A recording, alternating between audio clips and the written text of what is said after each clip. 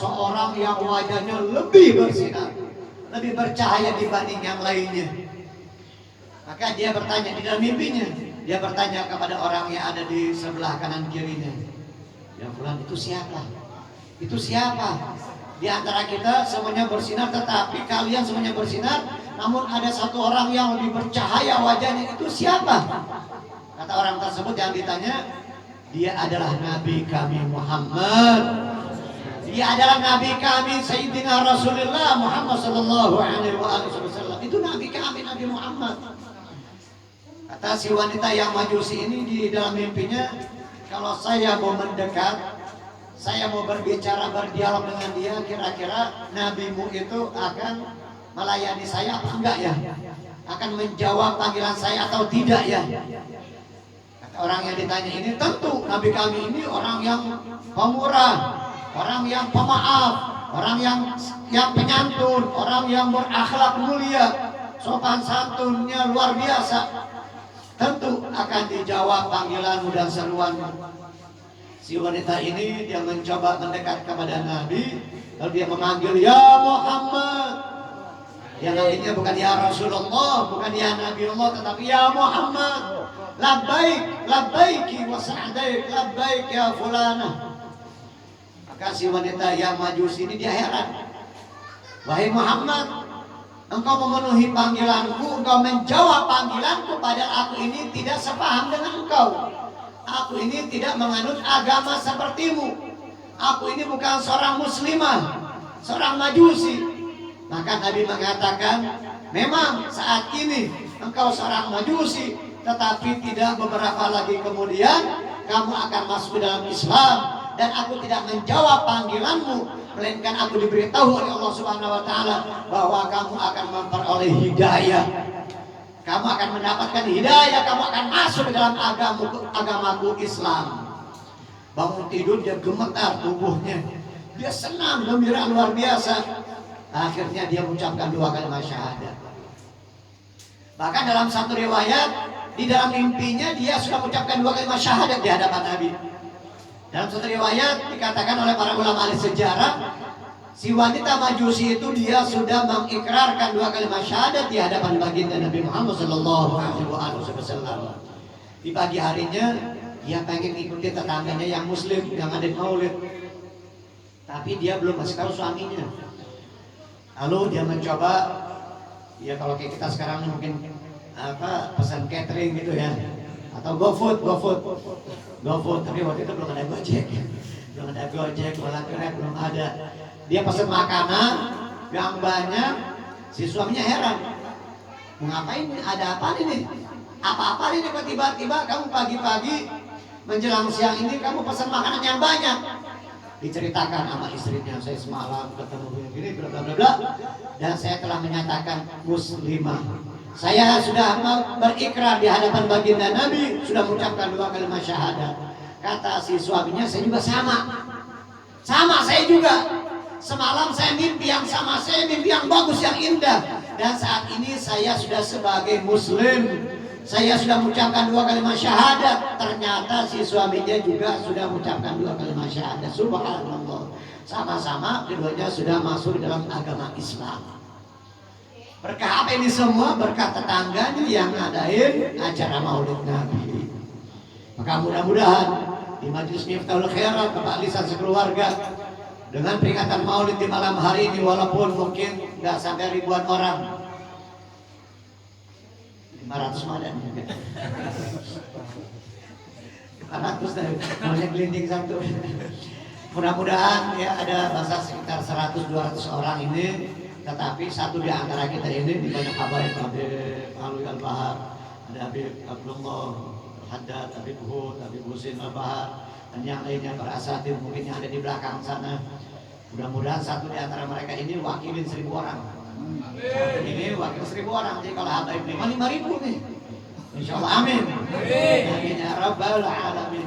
Bawa berkah buat kampung ini, bawa berkah zahir batin, al-hissiyah wal ma'nawiyah, keberkahan yang nampak maupun yang tidak nampak. Kita nggak tahu mungkin 5 tahun ke depan, 10 tahun ke depan bakal banyak orang-orang yang pencipta-pencipta Nabi di kampung ini.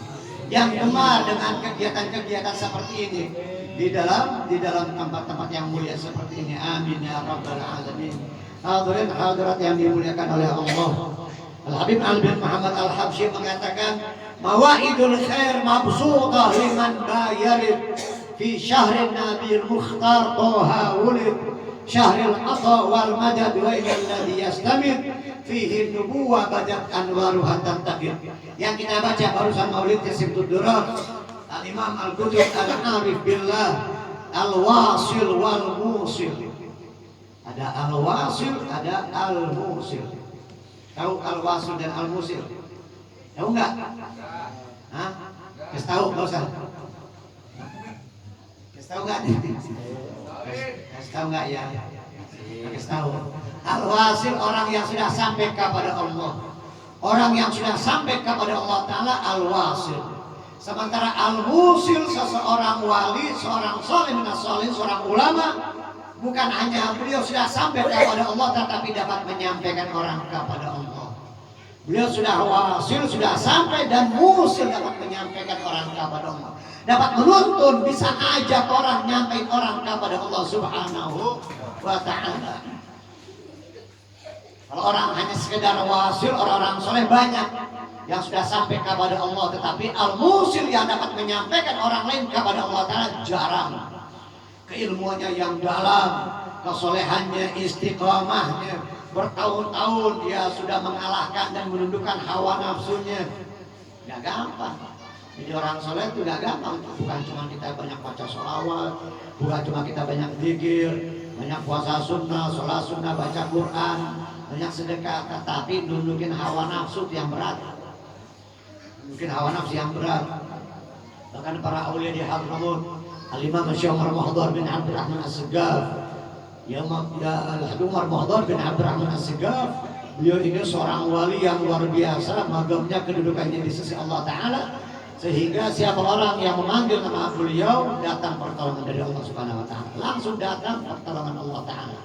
Siapa orang yang dalam keadaan sempit, dalam keadaan susah, dalam keadaan genting, dia punya problem, masalah besar, panggil nama ya Syekh Umar Muhdhar, ya Syekh Umar Muhdhar bin Abdurrahman As-Segaf, langsung datang pertolongan Allah. Bahkan di Tarim dulu itu nama Al-Imam Umar Muhdhar atau Syekh Umar Muhdhar ini buat mainan anak-anak. Itu bocah-bocah, anak kecil yang masih balita naik ke loteng, naik ke atas pohon atau ke loteng lantai 2 ke lantai 3, dia loncat, manggil ya Syekh Umar Muhdhar, loncat dari atas, sengaja loncat dari atas, gitu, manggil Syekh Umar Muhdhar, ya Syekh Umar Muhdhar, gak ngapa-ngapa, gak berdarah, gak patah kakinya, gak keseleo, apalagi patah keseleo berdarah sedikit pun gak, langsung jalan. Itu bocah-bocah buat mainan anak-anak kecil, loncat dari ketinggian lantai 2, lantai 3, dari atas menara masjid, ya Syekh Umar Muhdhar, ya Syekh Umar Muhdhar, loncat, dibung, kagak apa-apa, subhanallah. Nah, kenapa? Imam Umar Muhdhar bin Abdurrahman As-Segaf ini bahkan cemburunya Allah Ta'ala luar biasa kepada beliau. Kalau ada binatang-binatang ternak, kambing yang punya orang masuk ke ladang beliau, ke kebun beliau, makan atau merusak kebunnya, itu enggak hitungan jam, cuma hitungan menit langsung mati.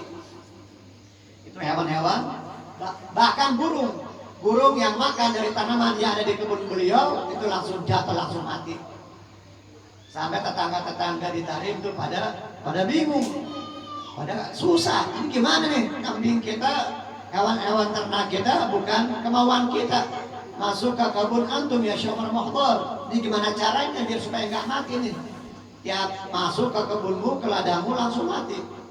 Maka Imam Umar Muhdhar bin Abdurrahman As-Segaf langsung mengatakan, kalau begitu, setiap kamu melihat hewanmu masuk ke kebunku, kamu langsung segera sedekah. Langsung buru-buru ente sedekah, biar supaya nggak mati kambing-kambing ente. Biar supaya hewan ternakmu tidak mati, maka langsung keluarin sedekah. Sampai begitu kedudukan Imam Syekh Umar Muhdhar bin Abdurrahman As-Segaf.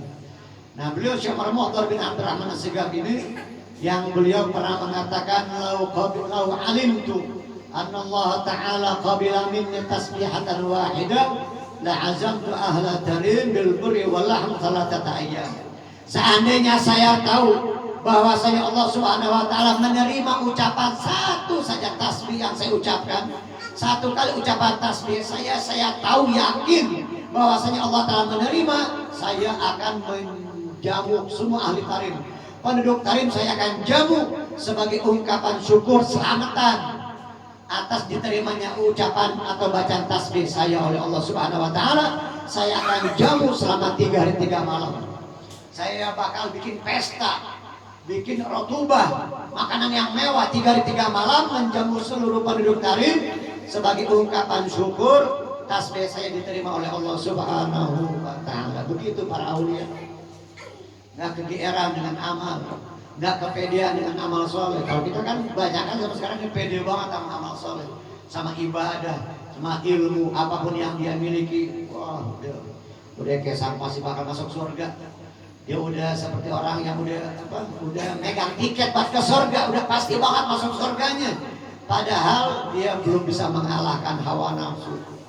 Syomar Muhdar beliau khalwat selama 40 hari 40 malam di dekat makam Nabi Allah Hud di Hadramut, jauh dari Tarim perjalanannya. Kalau sekarang ini sekitar 3 jam dengan kendaraan mobil. Beliau khalwat di lambah kuburan Nabi Allah Hud 40 hari 40 malam, yang dibawa cuma sekarat ikan kering, lakhom namanya, lakhom, cuma sekarat ikan. Dalam satu riwayat cuma hanya beberapa butir korma aja, mungkin segenggam korma buat sebulan, buat 40 hari. Al-Imam Habib Abdullah Al-Idrus Al-Akbar, ini saudara beliau, Habib Abdullah Al-Idrus Al-Akbar, bukan saudara, menantu beliau. Karena Habib Abdullah Al-Idrus Al-Akbar menikah dengan putrinya Syomar Muhdar bin Abdurrahman As-Segaf, Baba Aisyah binti Umar Muhdar bin Abdurrahman As-Segaf. Habib Abdullah Al-Idrus Al-Akbar beliau 3 tahun tidur di dekat pembuangan sampah. 3 tahun untuk menundukkan hawa nafsunya itu, buat ngalahin hawa nafsunya, tidur di dekat pembuangan sampah selama 3 tahun.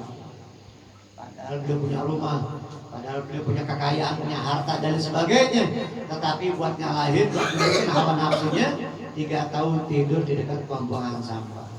Ada yang mau nyoba besok gitu? Yang mau nyoba nggak besok?